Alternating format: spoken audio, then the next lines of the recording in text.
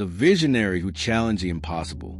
It began with predictions so bold that experts dismissed it instantly, a claim that an emerging technology, ignored, untested, almost laughable, would one day overturn one of the most established sectors in global finance.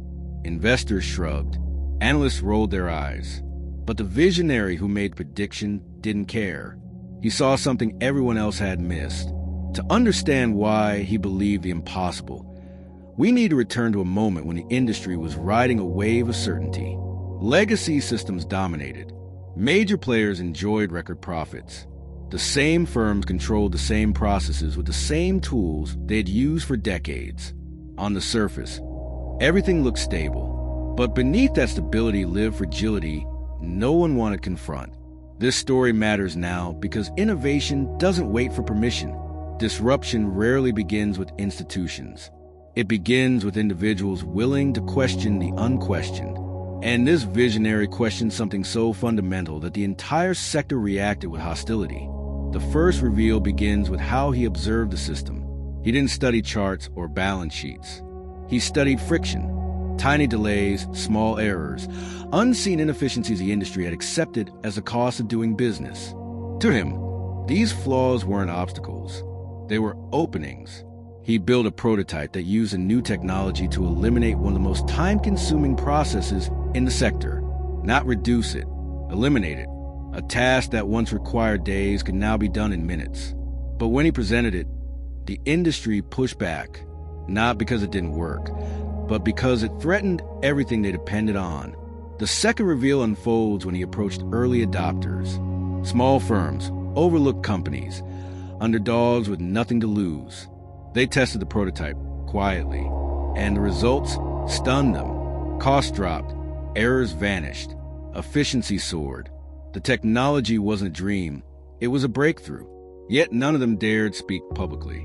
They feared angering the giants who controlled the ecosystem. The third reveal came when a sizable but struggling firm reached out in secrecy. They wanted to attempt a full-scale implementation. It was a risk for them, a gamble for him, and a challenge to an industry convinced the old ways were eternal. But when they launched the system, the numbers changed overnight. A process that had drained their resources now worked with seamless speed. The impossible was suddenly real. And the moment it became real, the world around him began to shift. The ship began quietly, almost invisibly. A few competitors noticed the struggling firm's sudden improvement and tried to make sense of it. Their models couldn't explain the jump in efficiency. Their analysts flagged the numbers as anomalies. But anomalies often mark the first traces of disruption, and this one was too consistent to ignore. The conflict emerged when whispers reached the industry's major players. Executives demanded explanations. Consultants drafted reports filled with guesses. Some speculated the firm had cut corners. Others suspected hidden partnerships. No one imagined they had adopted a technology the entire sector had dismissed. The truth was too far outside the narrative the giants believed in. As attention grew, the visionary refined his system. He pushed the technology harder, testing limits others assumed existed. Every improvement widened the gap between firms that adopted the new method and those clinging to the old. The early adopters saw gains across the board: speed, cost, accuracy. Their transformation was undeniable, and the industry's old guard began to feel pressure. But resistance grew even faster. The giants had invested billions into legacy infrastructure. Their influence depended on processes a visionary had rendered obsolete. If a system spread, they risked losing control over markets they had shaped for decades. So they did what threatened institutions often do. They attacked the idea, not the evidence. Reports appeared questioning the stability of the technology. Opinion columns called it overrated. Lobbyists argued it was unsafe. The visionary expected pushback, but he didn't expect the ferocity. The more successful his prototype became, the more aggressively the industry tried to discredit it. The tension sharpened when regulators received anonymous briefings filled with exaggerated concerns. Suddenly, the visionary faced inquiries, audits, and technical challenges designed to slow him down. He understood the message. The establishment was not afraid of failure. It was afraid of success. Still, demand grew behind the scenes. More small firms reached out in secrecy. More underdogs wanted access. They weren't looking for revolution. They were looking for survival. The visionary worked day and night, helping them integrate the system while shielding them from political fallout. Then came the moment that pushed everything toward a breaking point. A major institution, quiet, cautious, but deeply respected, requested a private demonstration. They didn't make promises. They didn't offer partnerships. They simply wanted to see if the impossible was real. He showed them, and their reaction changed everything. The demonstration left the institution stunned. Their engineers tested every function, searching for flaws. Their analysts compared performance against decades of historical data. Their auditors looked for compliance gaps, but the system held firm. Faster, cleaner, cheaper, more transparent. It solved problems they had quietly battled for years, problems they had accepted as permanent. Yet instead of celebrating, the institution hesitated. They understood the implications.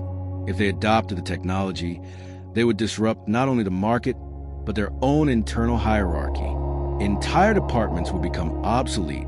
Long-standing relationships with vendors would fracture. Influence built over decades would be challenged by a tool built in a small, anonymous workshop. The visionary hadn't just introduced innovation. He had introduced a reckoning. The conflict sharpened when news of the demonstration leaked. Not publicly, but through the industry's informal channels. The quiet networks where executives trade rumors and warnings. Suddenly, the visionary's name resurfaced in high-level conversations, framed not as a dreamer, but as a threat. The old guard realized the danger was no longer theoretical. It was immediate. Pressure tightened. Lobbyists pushed regulators to impose new compliance hurdles. Industry groups published cautionary papers filled with technical jargon that disguised fear as expertise. Influential analysts released reports downgrading firms rumored to be exploring the technology. The message was clear.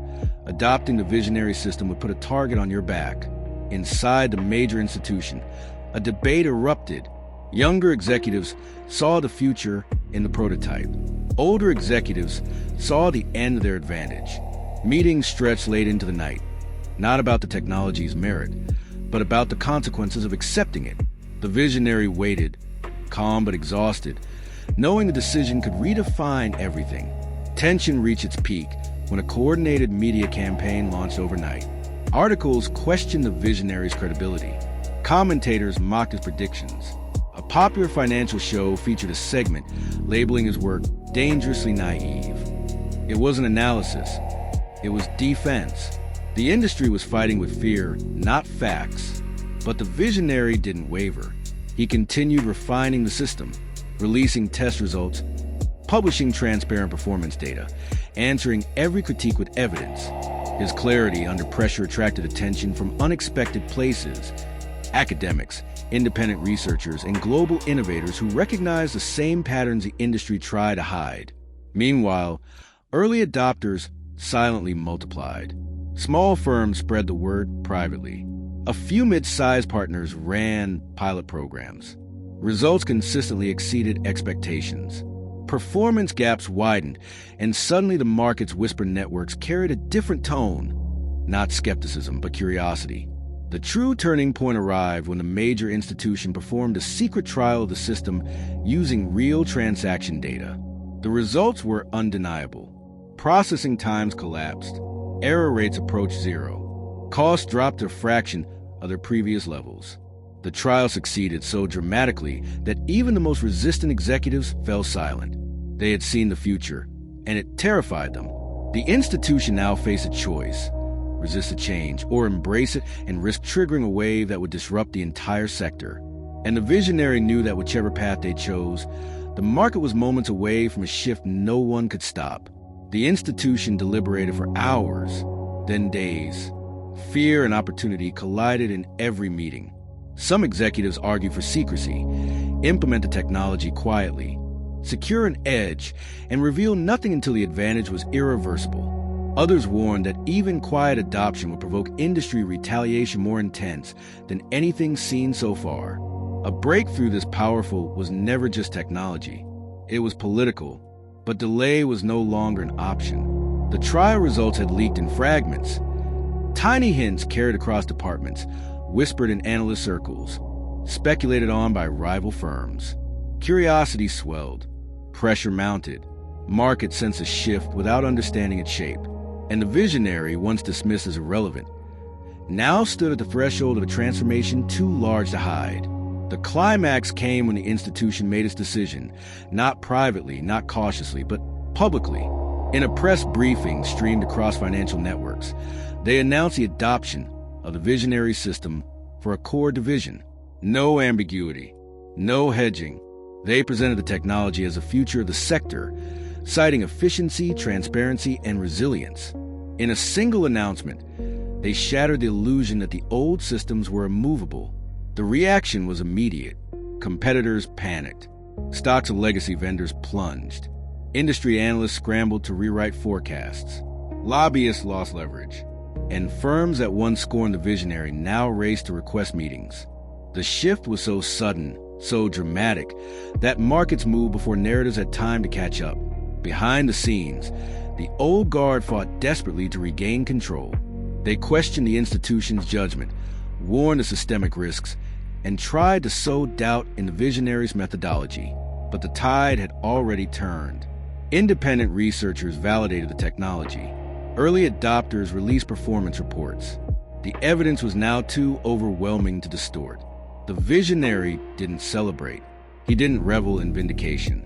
Instead, he released the core principles behind his technology as open research, ensuring that no single firm could monopolize the breakthrough. He believed progress should elevate markets, not concentrate power. And in one selfless move, he shifted the sector away from control and toward collaboration. The resolution unfolded gradually as more institutions began exploring the new system. Some adopted it fully. Others tested pieces of it. A few resisted until they were forced by competition. But the direction was clear. The era of legacy infrastructure was ending. In time, the visionary became a quiet figure in conversations about modern financial architecture.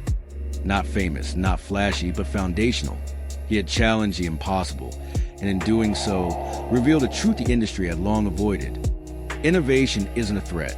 Denial is. So what do you think? Are we repeating the same mistake again?